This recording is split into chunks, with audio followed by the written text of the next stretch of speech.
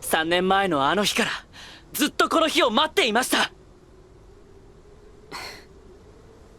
頼もしいな。はっ、命に代えましても。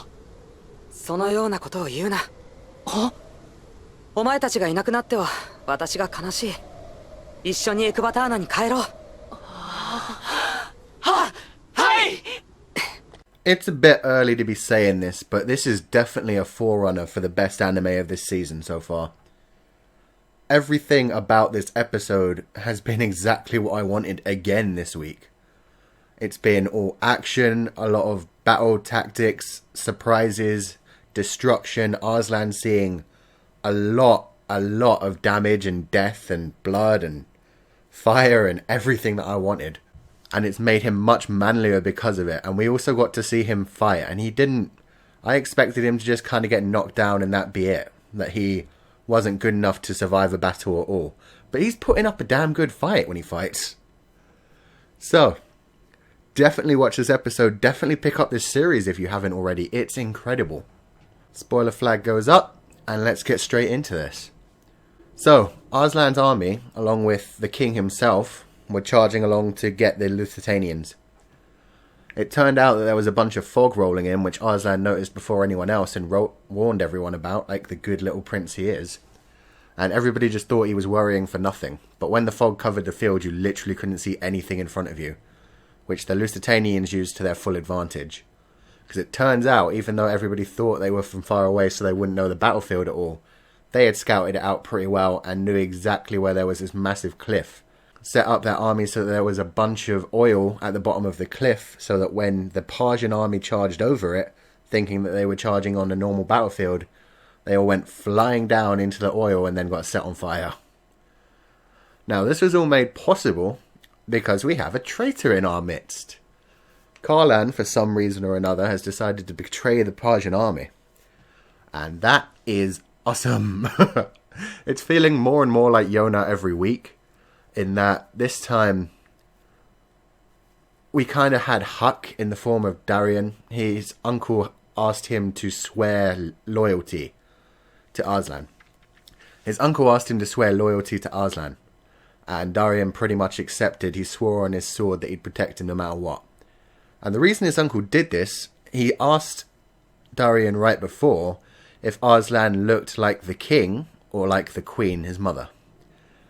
And Darien responded, as you would expect, he looks like the queen. He doesn't look like his father at all. That's because, like my theory is, I don't think he's actually related to the king anymore at all. I think he's a bastard son that was inside his mother when his father found the queen. And that the father just kind of pretends to everyone that Arslan's his actual biological son so that he doesn't look like a bit of a fool. So I think Arslan is actually a full foreigner himself, but has been adopted by the king. Anyway, Darien was charging through the battlefield just like Huck with his massive spear, knocking out soldiers left and right to make sure that he got to Arslan. And once he got to him, it was pretty awesome. Unfortunately, that's where the episode ended. But he is just the Son Huck in this series. He's defending Arslan like it's nobody's business and killing everyone who gets in his way with a massive spear. So, awesomeness. And the scene where Arslan led a bunch of Lusitanians to Arslan to try and kill him was also very emotional and impactful. And again, it felt a bit like the Su-1 killing Yona's father and betraying her scene. So this whole episode was amazing, felt a lot like Yona, but I do feel it was more powerful. Because whereas everything in Yona happened very quickly and we felt bad for Yona, but she was just a little palace girl, at least Arslan tried to put up a fight and he's doing his best for the battle. So I don't know. It was a bit sadder when it happened to Yona, but a bit more exciting when it happened to Arslan. And so all of these events have really changed Arslan already.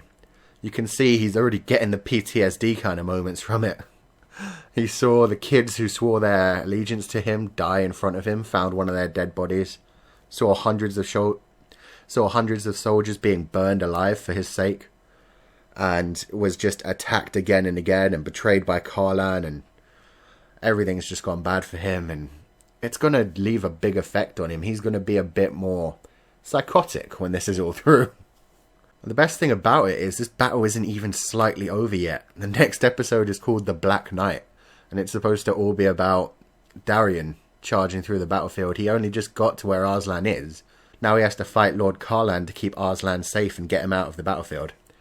From the preview of the next episode, it looks like he's going to get him out of there, and we're also going to see Silver Mask, the leader of the enemy armies, the Lusitanian armies. Which should be very interesting. He looks very cool. And it looks like he's going to be kicking ass too. So a great episode overall. I'm going to give this one a 9 out of 10.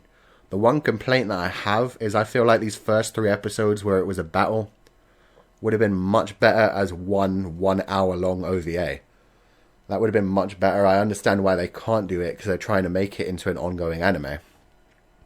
It just would have had a lot more impact if this was just one movie and then they started the anime after it. I mean, the opening and ending both look at all the knights that are going to be along Arslan's side while he's travelling the country and doing his thing way after this battle. And we haven't met any of them except for Darien so far. We've heard one of them mentioned as Narcissus, whom I'm assuming is one of their group. He's mentioned as being someone who cares for slaves, so I'm sure he's going to join Arslan's group. Darien's probably going to take Arslan straight to him, knowing that they can have some protection. And after that, they'll of course do the same kind of Yona thing of just picking up group members as they travel. And one other thing I want to point out. At the end of the first episode, we saw an illustration by Yoshiki Tanaka, who did the original novel for this and Legend of the Galactic Heroes, which was quite cool. And at the end of this episode, he's got a nice little autograph at the end, which also says, "I'm looking forward to the episode next week." So he's really enjoying Hiromu Arakawa's interpretation of the Arslan story as well. He was the one who wrote the original, but he's clearly enjoying this one as well, which I find really cool. So thanks for listening, guys. This is a great episode. I'm sure it's going to turn into an amazing series. Just wish, as I said, that they'd combined the first 3 episodes so we didn't have to continuously wait through this awesome battle. Thanks for listening. Let me know what you think of the episode and what you think about Arslan's journey so far. And like and subscribe if you haven't, and I will see you next time.